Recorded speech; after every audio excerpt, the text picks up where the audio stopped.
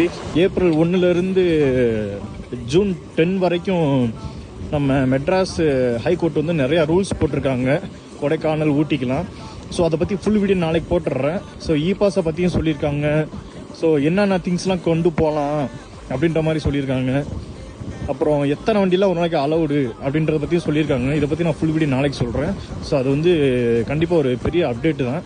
So April 1லேருந்து இந்த ரூல்ஸ்லாம் வந்து follow பண்ண வேண்டியது இருக்கும் மக்களே. கொடைக்கானலில் பார்த்தீங்கன்னா மழை பெஞ்சிருந்துச்சு, செம்ம கூலிங்காக இருக்குது.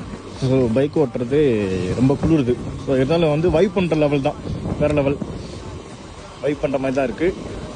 ஸோ நைட் டைமில் கொடைக்கானலில் வந்து ஊட்டி மேலாம் இல்லை, கொடைக்கானல் வந்து நீங்கள் நல்லா வைப் பண்ணலாம்.